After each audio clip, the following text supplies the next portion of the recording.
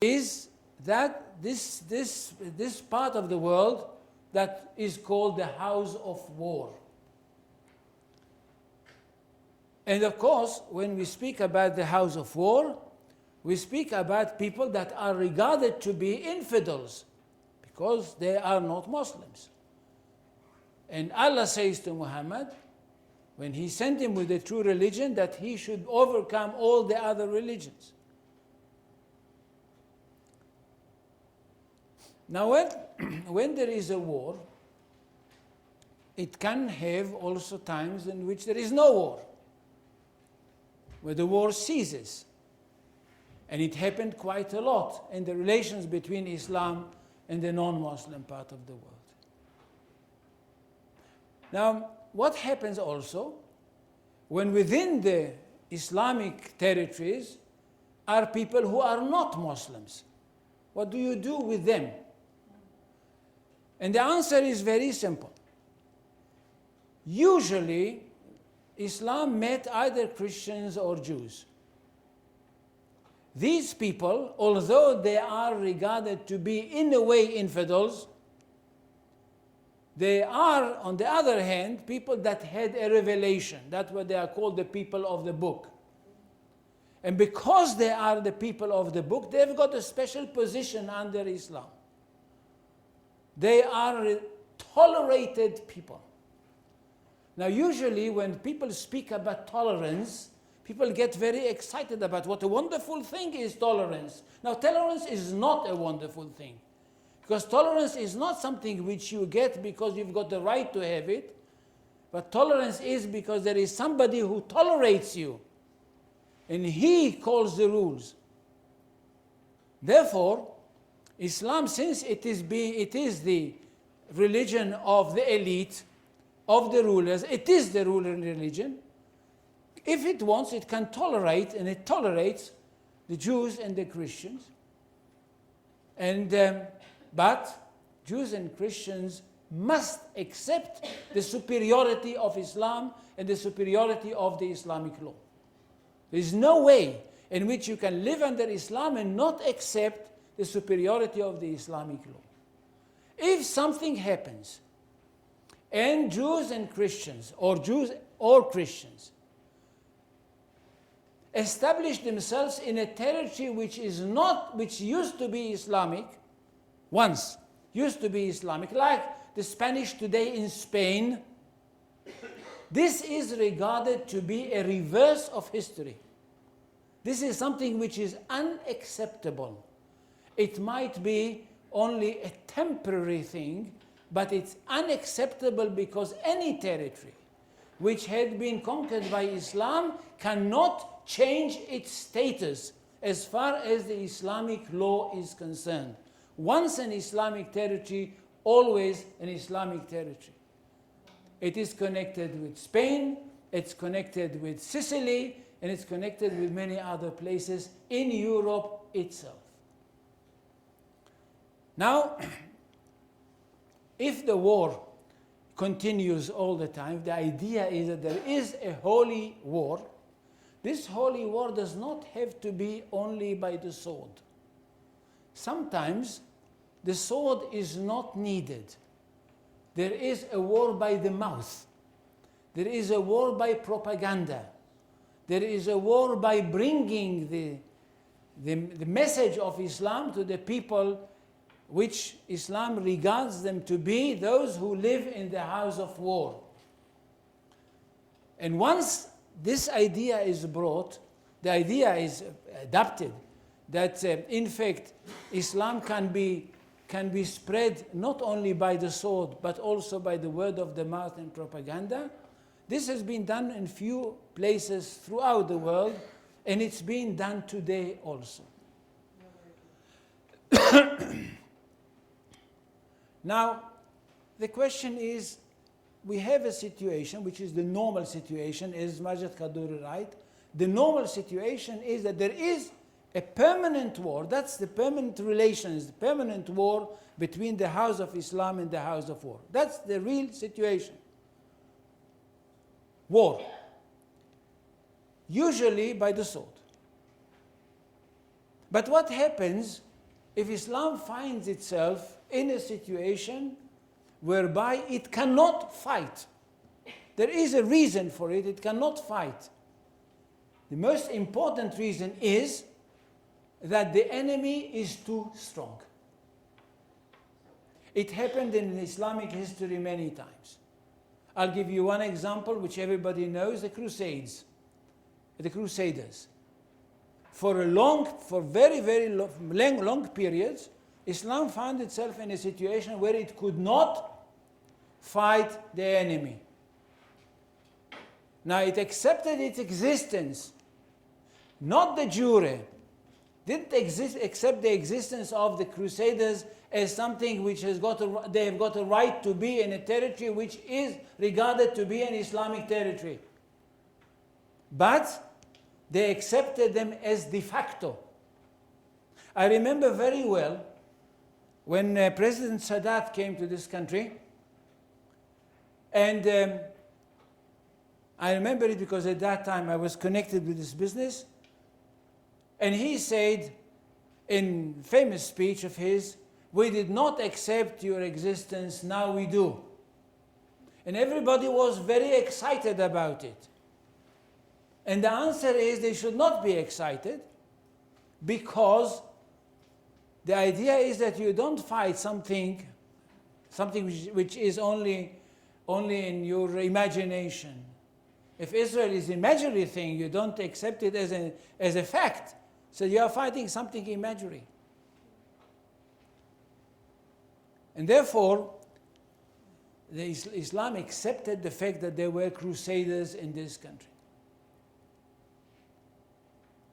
And for a very long period, it kept peaceful relations with them. So what happens? If you keep peaceful relations with the enemy, it means you stop the jihad. But the jihad is incumbent on you. It's incumbent on the Islamic community as such, not only on every individual.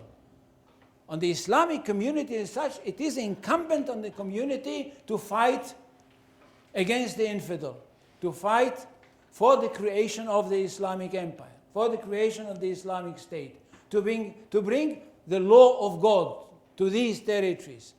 The idea is not to bring the law of God to the individuals. It's not Christianity with personal salvation. Also world religion, but there is personal salvation. Here we are talking about a territorial attitude, which means the whole territory of the world has to become Muslim and to succumb or to be under the rule of the Islamic law. So what happens if you cannot do it? Usually because the other side is too strong. The Islamic jurists tell us that in such a case, you are allowed to go to create an armistice. Armistice. Pay attention, the word which is usually used in Arabic is salam. Now salam is not an armistice, it's a condition, it's a situation. It's not a legal concept. Pay attention. Salam, peace, the way we translate peace into Arabic, this is not a legal concept. It is a situation. It's a situation in which there is no war. But the legal concept, and that's what we are interested all the time, because Islam is a legal system. The legal concept is hudna. Hudna in Arabic means ceasefire, cessation of war. There is no fighting in the time of the hudna. It is based on some sort of historical event connected with the life of Muhammad. This was the precedent. Doesn't make any difference at this moment. But what's important is that in a case of hudna, we are talking about a legal system, a legal concept. Is hudna a peace forever? The answer, it is not. Because it is impossible to stop jihad forever. And when I talk about forever, I'm talking about for a very long period. Hudna is connected with a very limited period that must be put into the text of the Hudna itself, whether this text is written or whether this text is not written. And the text of the Hudna demands that the maximum time of the treaty, in this case the treaty of the armistice, is 10 years. Sometimes it goes to 10 years, 5 months, 40 days, and something like that. It can be also elongated over another 10 years, or another 50 years, 5 years. But remember, you cannot stop the war for the expansion of Islam forever. Now, what happens in modern times?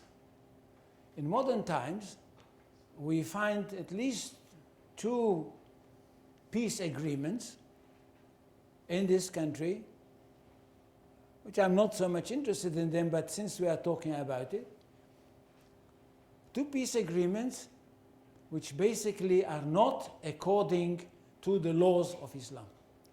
They are peace agreements which are done according to the laws of nations. It is done, these peace agreements are done because some sort of other considerations came in, but they are not Islamic. And this is one of the weaknesses of these agreements. Because if they are not Islamic, you can hear it even today, that everybody who is a lover of Islam, a Muslim, a theologian, a jurist in Islam, would say to you, these are illegal agreements. And that's why they are very precarious. And they will be very precarious in the future also. But let's go back to what I was saying before, and this is the agreement of the Hudna. That's the only legal possibility to stop the jihad. There's no other possibility and no other way of creating a situation where the jihad can be stopped. For 10 years. Always to 10 years or less. However, there is one problem with the idea of the Hudna. What happens if Islam becomes very strong and can renew the jihad? The answer is that the Hudna at that very moment stopped to be followed. It stopped to hold as an agreement.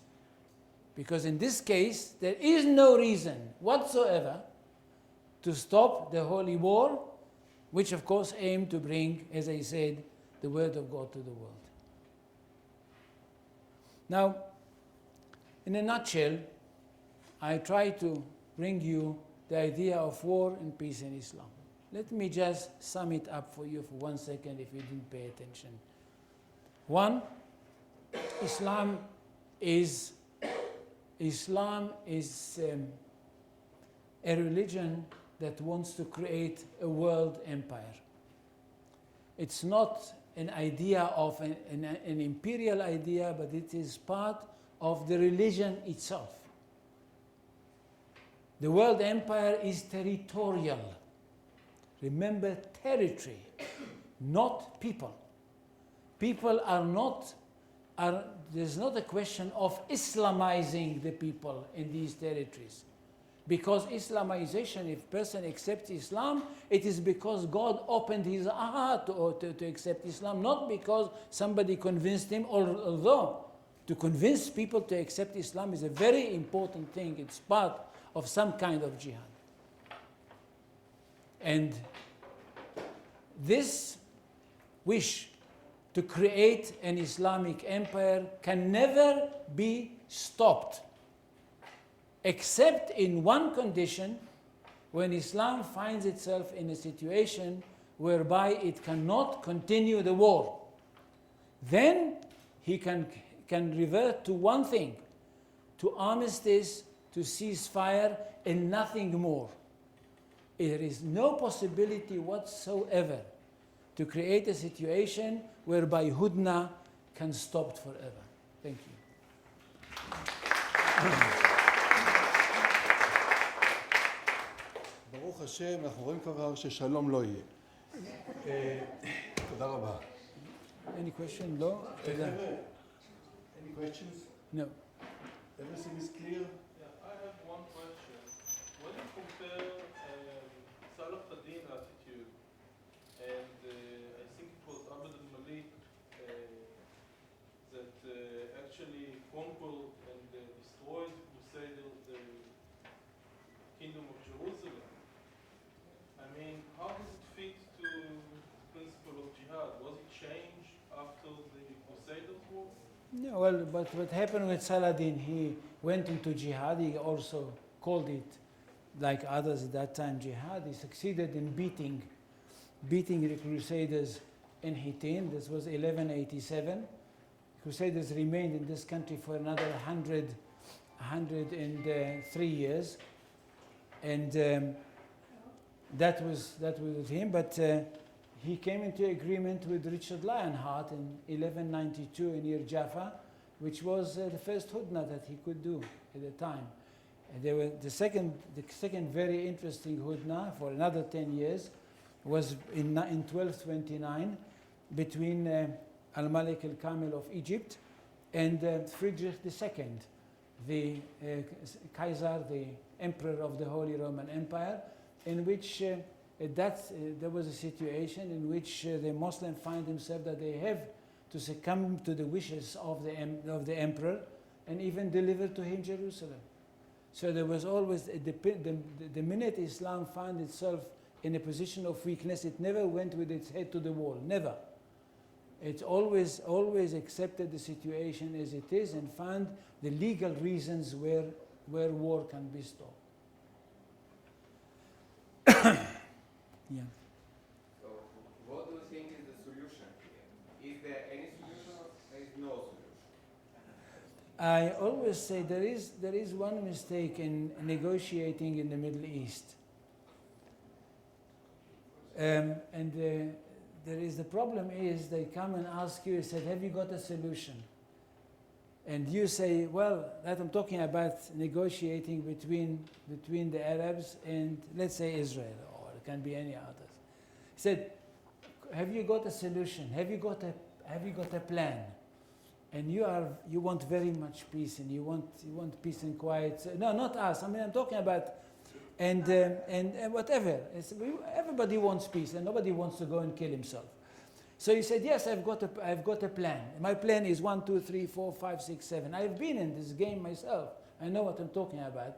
So the Arab says, okay, the answer is no. Come with a better plan. Now, in the Middle East, they should never ask the question, what is the solution? They should ask the question is, you come to your opponent and say, what is your solution? Your. Never write a letter in which you say, this is my plan. Because in this case, you're only starting, first of all, you demand the other side to say no. If you paid attention, it was only a few weeks ago, President Netanyahu wrote a letter to